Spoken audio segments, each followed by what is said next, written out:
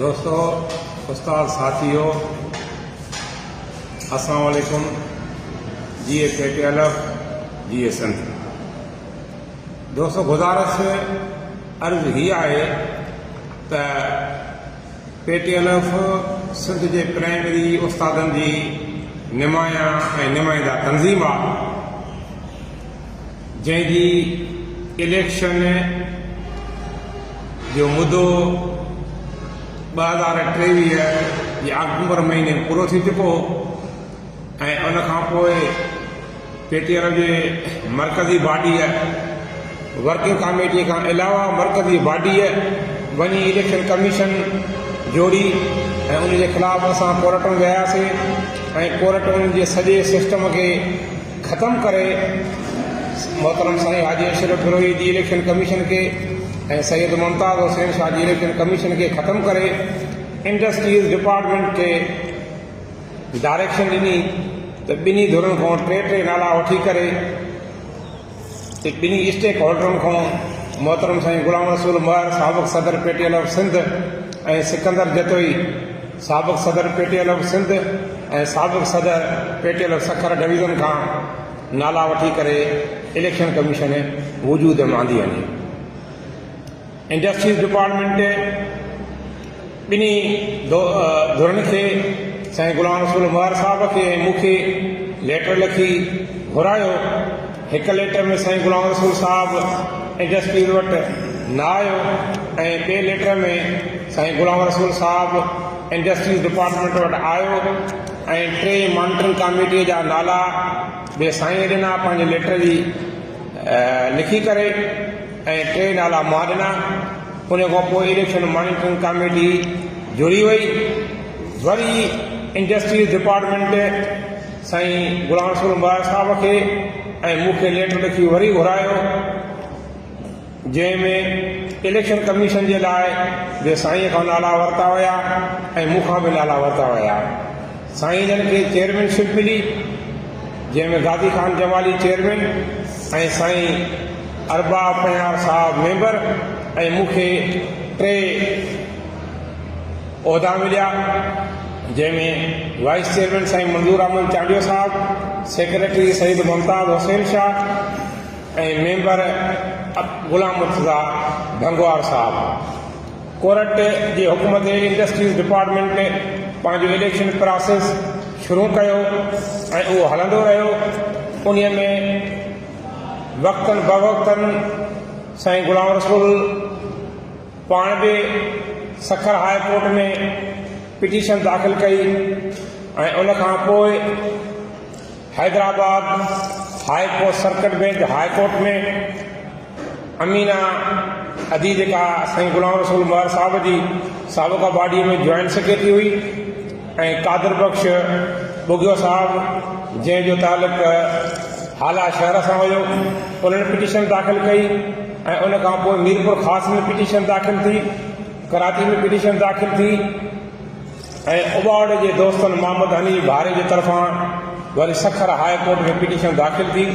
Election में मुसलसल ताख़ीर कई वई ऐं साईं उहे पिटीशनियूं जेके आहिनि उहे high court Hyderabad high court Mirpur ख़ासि उन्हनि खे नॉन मेंटेलेबल ऐं हेयर बाय डिसमिस करे न ॿुधण जूं करार ॾेई छॾियूं।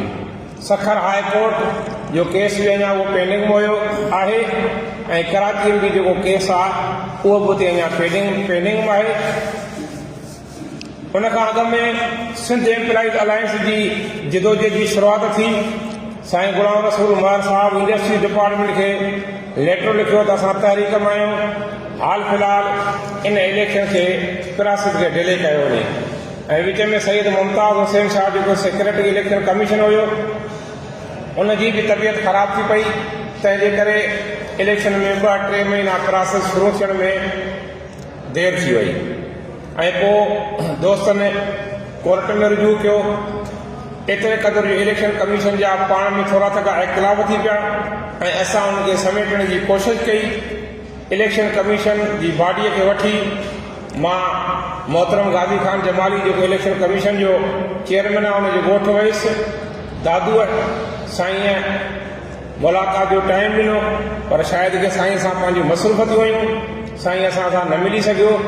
ऐं इलेक्शन में हिकु पासे ॾिनो सैयद मुमताज़ हुसैन शाह, मंज़ूर अहमद चांडियो साहब ऐं monitoring election commission industry department जी हिदायतुनि जो शेड्यूल लाथो। ऐं ॿिए पासे साईं गाज़ी ख़ान जमाली साहब ऐं साईं अरबाब मेहार साहब शेड्यूल लाथो। असांखे दिली सदमो पहुतो त PTL जी हिकु इलेक्शन करण जे लाइ असां हमेशह किरदारु अदा कयो आहे। ऐं हीअ वरी ॿई इलेक्शन छॾे पई वञनि। मां पंहिंजी फेसबुक जी ID तां साईं ग़ुलाम रसूल मुबारक साहब खे ख़त लिखियो त अचो त अञा उनखे फना करे PTL जी हिकु इलेक्शन करायूं। ऐं साईं ग़ुलाम रसूल मुबारक साहब उनजो जवाबु तंज़िया अंदाज़ में ॾिनो, पर मां उनखे वरी बि मुहबत सम्झो त साईं ग़ुलाम रसूल साहब ऐं असां हिक ॿिए जा घाटा दोस्त आहियूं। थी सघे थो साईं जेको अंदाज़ लिखियो आहे साईं जे मुहबत जे इज़हार जो मथां अंदाज़ पंहिंजो आहे, पर पोइ बि असां हिक ॿिए सां फ़ोन ते ॻाल्हाए असां हैदराबाद जे मर्कज़ी ऑफिस में PTL जी हिकु इलेक्शन करण जे एजेंडा ते वेठासीं। 3 माण्हुनि जी कमेटी मोहतरम साईं ग़ुलाम रसूल मुबारक साहब ॾिनो, साईं ग़ुलाम रसूल साहब, साईं मुख्तियार अहमद सोलंकी साहब, अब्दुल शकूर सारंग साहब ऐं असांजे तरफ़ खां अवां जो नियाज़मुल सिकंदर जतोई ऐं अतीक रहमान सोलंकी साहब ऐं ग़ुलाम हुसैन काथियार साहब। असांजूं जेके बि शयूं हुयूं सभिनी ते मुतफ़िक़ थी वियासीं। उते साईं ग़ुलाम रसूल मुबारक साहब साईं अतीक रहमान सोलंकीअ खे ॿाहिरि वठी वियो। हिकिड़ी पॉइंट जेको साईं जन जो शर्त हुयो त जेका ग़ुलाम मुर्तज़ा भंगवार खे सिकंदर जतोई हटायो आहे उन में असां सां हुन कोऑर्डिनेशन न कई ऐं इहा सीट असांजी हुई ऐं उहा सिकंदर जतोई सीट असांखे ॾिए त असां पंहिंजो माण्हू खणायूं, जंहिं ते असां इनकार कयोसीं। साईं अतीक रहमान खे अधु मुनो कलाक साईं ॿाहिरि वठी वियो। अची साईं ग़ुलाम रसूल अनाउंस कयो त इहा सीट बि तव्हांजी। सभु शयूं जेके थियूं उहे सभिनी शयुनि जी साईं अब्दुल शकूर सारंग साहब लिखत कई ऐं दोस्तनि 3 कलाकनि जो वक़फ़ो चयो। मां चयो त न, वक़्त खे ख़तमु कयो, हिते अनाउंस कयो। वरी चयूं त 1 ॾींहं जो वक़फ़ो। एतिरे में असांजा ॿिया दोस्त PTL जा घणो घुरिया ऑफिस में मौजूदु हुया। मुंहिंजो भाउ साईं अमौला महर साहब, साबिक़ डिवीज़नल सदर PTL डिवीज़न लाड़काना ऐं मुंहिंजो ॿियो दोस्त साईं अली अहमद मंगण साहब, साबिक़ सदर PTL ज़िलो हैदराबाद। मां उन दोस्तनि खे ॿुधायो त हर शइ ते मुतफ़िक़ थी विया आहियूं। साईं 3 कलाक जी मोहलत घुरी आहे। वरी साईं चए थो 1 ॾींहं जी मोहलत, त मां कंहिं हिकिड़े दोस्त खे मुतमिन कयां। फ़ैसिलो जेको पंहिंजो बीठो इहो साॻियो ई बीठो। उहे फ़ैसिले वारी लिखत ॿिए साईं अब्दुल शकूर सारंग साहब वटि मौजूदु आहे। हाणे दोस्त मार्केट में ॻाल्हियूं हलाइनि पिया त सिकंदर जतोई साईं ग़ुलाम रसूल वारनि खां मोहलत वरिती त 1 ॾींहं जी मूंखे मोहलत ॾियो त मां दोस्तनि सां सलाह मसला कयां। अॻम त इहा शइ क्लियर थियणु घुरिजे त मोहलत सिकंदर जतोई वरिती आहे या साईं ग़ुलाम रसूल मुबारक साहब वरिती आहे। जेकॾहिं सिकंदर जतोई मोहलत वठी वरी मुसबत मोट नथो ॾिए त पोइ सिकंदर जतोई अनाड़।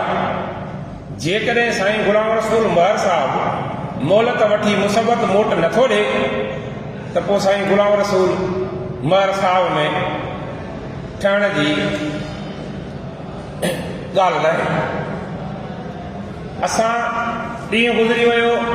साईं अतीक रहमान सोलंकी साईं खे फ़ोन कयो। साईं चयो त मुंहिंजा कुझु दोस्त बीहनि था, कुझु नथा बीहनि, पर साईं अतीक जेका मां तव्हां सां ज़बान कई आहे उनखे पाणी ॾियुसि ऐं मां हैदराबाद अची साईं सिकंदर सां मिलंदुसि। पहिरीं तारीख़ ख़बर पई त साईं ग़ुलाम रसूल मुबारक साहब हैदराबाद आयल आहे। मां कमेटीअ में जेको शामिल दोस्त हुयो ग़ुलाम हुसैन काथियार साहब, उनखे चयो त साईं ग़ुलाम रसूल सां राब्तो कयो त कहिड़ी वरंदी थो ॾिए। पर बाख़बर ज़रियनि खां मालूमात थी त साईं ग़ुलाम रसूल मुबारक साहब वकील करे पियो। अदी जेका अमीना ऐं कादर बख़्श जी 2 तारीख़ ते हाई कोर्ट हैदराबाद में केस लॻल हुयो। उन में फिरियादी ॿिए संदसि बॉडीअ जी जॉइंट सेक्रेटरी अदी थी ऐं उन वरी जवाबदार बि साईं गुलाम रसूल साहिब खे थियो। माना ॿिए ठाहियूं त मां हेॾो दां कयां ऐं तव्हां होॾो उनजो जवाबु मुंहिंजे फेवर में ॾियो त जीअं कोर्ट में आसानीअ सां फ़ैसिलो वठी सघिजे। मूंखे ख़बर पई त साईं जन वकील सां मिलनि पिया। मां बिना वकील जे हाई कोर्ट में वियुमि त मुंहिंजी नज़र साईं गुलाम रसूल उमर साहिब ते पई ऐं असां हिक ॿिए खे खिली खीकारियोसीं। केस हलणु शुरू थियो। उते मां चयो त मां बि धुर आहियां, स्टेक होल्डर आहियां। उन्हनि जे वकील मूंखे ॻाल्हाइण न पियो ॾिनो। मूंखे चयो शटअप।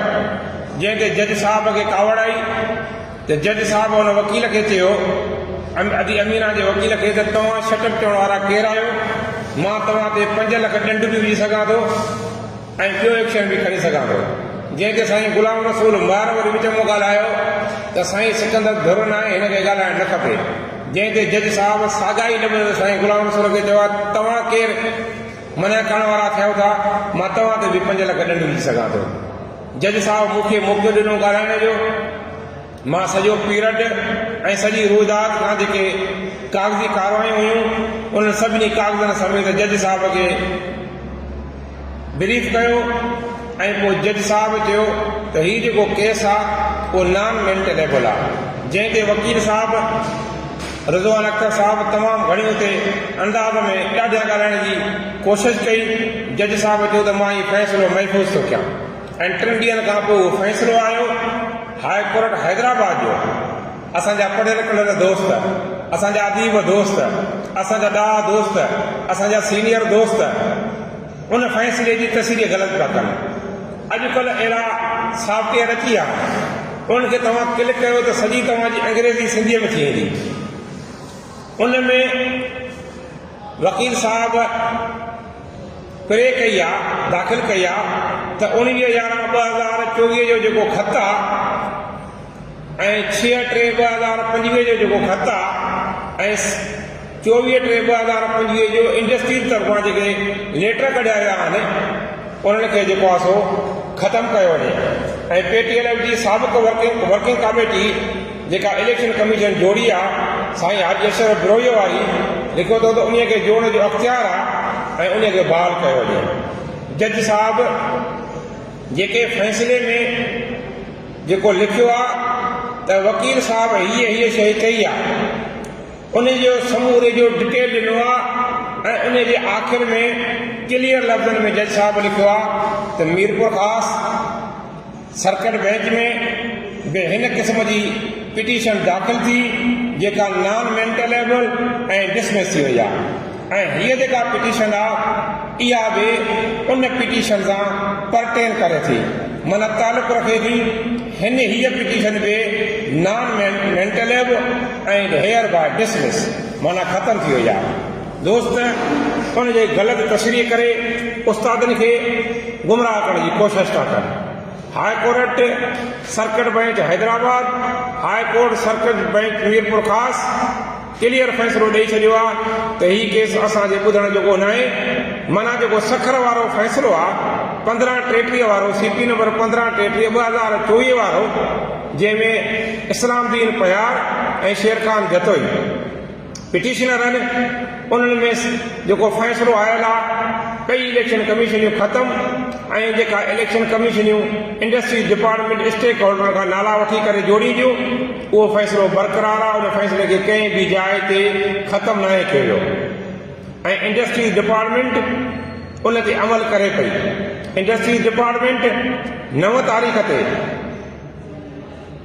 इलेक्शन कमीशन खे ऐं मॉनिटरिंग इलेक्शन कमीशन खे तलब कयो।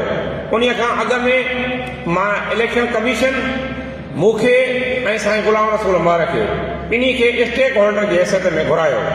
साईं गुलाम रसूल उमर उन दरख़्वास्त लिखी मोकिली त मुंहिंजी तबियत सही न आहे, मूंखे बुखार अची वियो आहे, इहा तारीख़ ॿी मुक़ररु कई वञे। इंडस्ट्री जे डिपार्टमेंट मूंखे फ़ोन कयो त किथे आहियो? मां चयो त मां कराचीअ में आहियां। चई गुलाम रसूल साहिब हीअ दरख़्वास्त मोकिली आहे तव्हां हाल फ़िलहाल न अचिजो। उन खां पोइ 9 तारीख़ ते मॉनिटरिंग इलेक्शन कमीशन खे ऐं इलेक्शन कमीशन सिंध खे इंडस्ट्रीज़ घुरायो त तालकनि ऐं यूनिटनि जी इलेक्शन जो शेड्यूल ज़ाहिर कयो वञे। राति जो 9:45 बजे मूंखे अतीक रहमान सोलंकीअ फ़ोन कई त इलेक्शन कमीशन जो चेयरमैन साईं गाज़ी ख़ान जमाली चवे थो त सिकंदर जतोई खां पुछो त मां 9 तारीख़ ते कराची वञा या 9 तारीख़ ते सखर में मोहम्मद हनीफ़ भारो पिटीशन दाख़िल कई आहे ओॾे वञा। उन खां 2 ॾींहं अॻु में मोहतरम गाज़ी ख़ान जमाली साहब हैदराबाद में मूंसां मिलण जी ख़्वाहिश ज़ाहिर कई। साईं अतीक रहमान सोलंकी ऐं साईं मंजूर चांडे जी मार्फत साईं जन रूपा माड़ी होटल ते आया। सभु ॻाल्हियूं असां में तय थियूं ऐं असां में इहा बि ॻाल्हि फाइनल थी त कंहिं बि कोर्ट ॾे न वञिणो, इंडस्ट्रीज़ जेको तव्हांखे घुराए थी ओॾे वञिणो आहे, शेड्यूल लाहिणो आहे। गाज़ी ख़ान जमालीअ सां मुंहिंजे तरफ़ां जेके इलेक्शन कमीशन जा माण्हू आहिनि, मॉनिटरिंग कमेटी जा माण्हू आहिनि, उहे गाज़ी ख़ान जमालीअ सां फुल ताउन कंदा ऐं इलेक्शन प्रोसेस खे पाए तकमील ते पहुचायो वञे। मां गाज़ी ख़ान जमालीअ सां उन वक़्तु ई मॉनिटरिंग कमेटी जे दोस्तनि जी, इलेक्शन कमीशन जे सेक्रेटरीअ जी फ़ोन ते ॻाल्हि कराई ऐं वाइस चेयरमैन उते मौजूदु हुयो। पर साईं गाज़ी ख़ान जमाली उन ॻाल्हि तो फिरी करे हाई कोर्ट सखर पे आयो, जेको अञा खैरपुर पहुतो त केस हली वियो ऐं उते बि केस में जज साहब जेके रिमार्क्स ॾिना त non maintainable dismiss. Shabbir Ahmed Bozdar जेको सीनियर वकील साहब आहे उन उते जज साहब खे 2 दफ़ा चयो त मां साईं तव्हांखे मुतमिन कंदुसि त हीअ जेका पिटीशन आहे उहा पिटीशन मेंटेनेबल आहे, मूंखे सवली का तारीख़ ॾियो, मूंखे ॿुधण जो टाइम ॾियो। जंहिं ते जज साहब चयो त CRA जी वेकेशन खां पोइ, मुंहिंजे ख़्याल में उहा 13 या 18 तारीख़ ते उहा शइ कोर्ट में केस आहे इंशा अल्लाह ताला, ऐं उहा पिटीशन बि नॉन मेंटेनेबल ऐं डिसमिस थी वेंदी। सिंध जे साबिक़ ज़िले सदरनि खे, साबिक़ डिवीज़न जे दोस्तनि खे मां गुज़ारिश थो कयां त तव्हां जेको कोर्ट फ़ैसिलो ॾिनो आहे उन खां पोइ 2 धुर जे रज़ामंदीअ सां जेका इलेक्शन कमीशन वजूद में आई आहे ऐं प्रोसेस शुरू थियो आहे ऐं उन जो शेड्यूल लही चुको आहे, तव्हां दोस्तनि खे वाइद पढ़ियल माण्हू भुलियल माण्हूअ खे सम्झाए तव्हां दोस्तनि खे मोटिवेट कयो ऐं उन्हनि खे फ़ैसिला पढ़ी ॿुधायो त हरूभर इलेक्शन में ताख़ीर न कनि। ऐं जेका इहे वर्किंग कमेटी घुराइनि था उहा गैर आइनी वर्किंग कमेटी आहे। जॾहिं त इंडस्ट्रीज़ डिपार्टमेंट कोर्ट मूं समेत साईं गुलाम रसूल महर समेत सभिनी खे सो कॉल्ड करार ॾेई छॾियो आहे। जॾहिं ई तालकनि लेटरनि में साईं गुलाम रसूल मूंखे सो कॉल्ड एक्स प्रेसिडेंट लिखियो वेंदो आहे। जॾहिं तालकनि ऐं ज़िलनि जी इलेक्शन कमीशन जे लाइ इंडस्ट्रीज़ डिपार्टमेंट गॾिजाणी घुराई, उन में साईं गुलाम रसूल जा दोस्त ऐं मुंहिंजा दोस्त, मॉनिटरिंग कमेटीअ जा ऐं इलेक्शन कमीशन जा दोस्त मौजूदु हुया। उन में इहो फ़ैसिलो थियो त साबिक़ तालकनि जी वर्किंग कमेटी, साबिक़ ज़िलनि जी वर्किंग कमेटी खां इलेक्शन कमीशन जा नाला वठी उन्हनि खे नोटिफाई कयो वञे।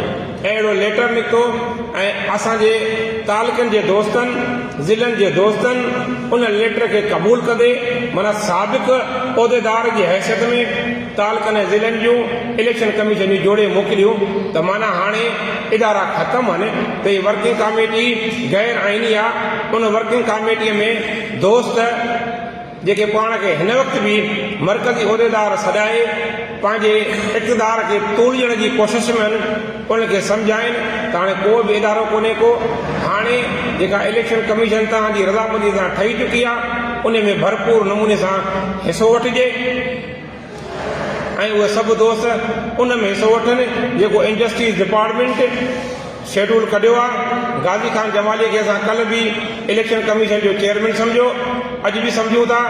असांजी नियत में गाज़ी ख़ान जमाली जे लाइ न कल्ह को खलल हुयो न अॼु को खलल आहे। असां सभिनी दोस्तनि खे गुज़ारिश थो कयां, उस्तादनि खे, PTL जे अॻूणनि तालके सदरनि खे, अॻूणनि ज़िले सदरनि खे, अॻूणनि डिवीज़न सदरनि खे त मर्कज़ जे अॻूणनि दोस्तनि जी कंहिं बि हरकत में न अचनि ऐं जेका इलेक्शन कमीशन पूरा शेड्यूल कढियो आहे उन में भरपूर नमूने सां हिसो वठी तंज़ीम दोस्त जो सबूत ॾियनि। हाणे इहे इलेक्शन कोर्ट जी हुकूम ते पई थिए ऐं हीअ जेके इजलास थियनि पिया उहे फर्द पिया इजलास घुराइनि। फर्द परस्तीअ ऐं यारी दोस्तीअ खे पासे ते रखी करे तंज़ीम उस्तादनि जे वसी तर मुफ़ादनि खे साम्हूं रखंदे हीअ जेको शेड्यूल निकितो आहे उन में भरपूर हिसो वठनि।